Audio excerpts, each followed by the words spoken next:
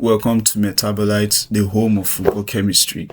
It's been 10 days of World Cup action already, and round 2 of the group action is halfway done now. We saw games in Group E and Group F happen yesterday, so let's get right into it. We'll start with Group E. The first game in Group E was between Germany and Cote d'Ivoire, and that game happened around 9 p.m. Nigerian time yesterday. It was a wonderful watch because it was high intensity from the first minute to the finish. We saw a lot of wing play from Yan Diomande, who worked tirelessly, and it was his work in the wing that led to Cote d'Ivoire's goal. Yes, Cote d'Ivoire scored first. Man, he ran the ball down the wing, crossed into the box. It was Ahmad who actually got the first shot, but when it was blocked by the Germany defense, Kessie turned it in to make it 1-0 for Ivory Coast. And it continued like that for a long while until the second half, when Denis Undav was introduced and the 60th minute. What a wonderful way for the game to turn out, because Undav scored 2 goals to inspire a comeback win for Germany.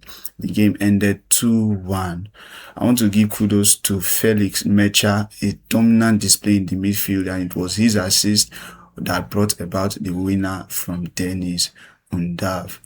This means that Germany have won the group, but Cote d'Ivoire are almost there, because having faced Germany and Ecuador, their next match is against Curacao, and I believe they are going to win. Speaking about Curacao, the second game in the Group E happened around 1 a.m. between Ecuador and Curacao. The game was about pressure from the beginning to the end, and that pressure was mostly from Ecuador. Curaçao's goalkeeper Eloy Room had to make a massive 15 saves to keep his side in the game, and it paid off because the game ended goalless. Curaçao also had attempts of their own. They almost scored a goal, but it was not to be. The game remained goalless, and it saw that Ecuador and Curaçao got their first points in the World Cup. What that means for Group E is that, of course, Germany have won the group. They have cemented their place in the round of 32.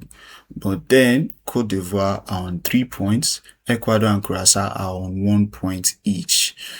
If Ecuador managed to get a win from Germany, while Cote d'Ivoire failed to win against Curacao, but this is just imagination, right? If that happens, then Ecuador will qualify ahead. But in my honest opinion, I feel like Ecuador are done with this World Cup. They gave it their best, but I guess they will come out again next time in 2030. So that's Group E. Moving on to Group F, the game started with Netherlands versus Sweden by 6 p.m.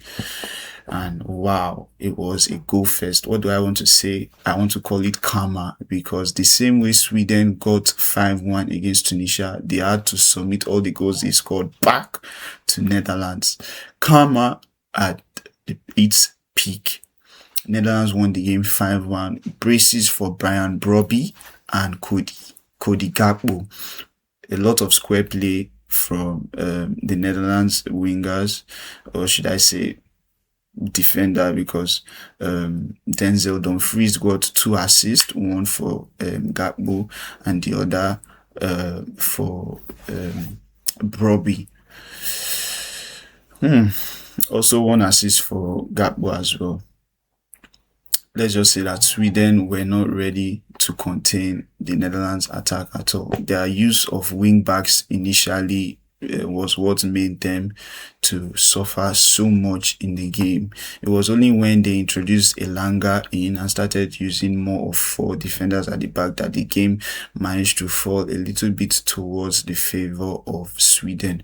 And indeed, Elanga's introduction resulted in a goal for them, but it was not to be, because Netherlands also found a goal to seal the game. Somerville was introduced in the second half as well, and he got his own substitute goal. The game ended 5-1. And then the last game of Group F was between Tunisia and Japan. Tunisia were doomed from the start, because you conceding 5-1 against a team like Sweden, means that when you are going against a better team, because believe it or not, Japan are very much better than Sweden, and you will confirm it when they face each other next time. Tunisia were doomed from the start because Japan are better than them in every way. So the game ended 0-4 for Japan. A praise for Ayase Ueda. What a wonderful showing. And this means that for Group F, Netherlands are at the top with 4 points. They are only at the top over Japan in second because Netherlands have scored more goals. Same goal difference, right? +4 goal difference. But because Netherlands put 5 past Sweden, they are on top of the group. And then Sweden are in third place with 3 points, while Tunisia are out. Just like Turkey, because Tunisia have faced the people in second and the people in third place, they have failed to win. So even if they manage to get a miraculous point, a miraculous 3 points when they go against the Netherlands, they won't be able to surpass Sweden and Japan. Let's just say, yes, Sweden, because, yeah, they will only have 3 points, but they won't be able to pass them because of the head-to-head rule that was introduced ahead of the goal difference. So that's it for Group E and F action. Today we'll see action in Groups G and H, starting with Spain versus Saudi Arabia. Prediction is that Spain will win.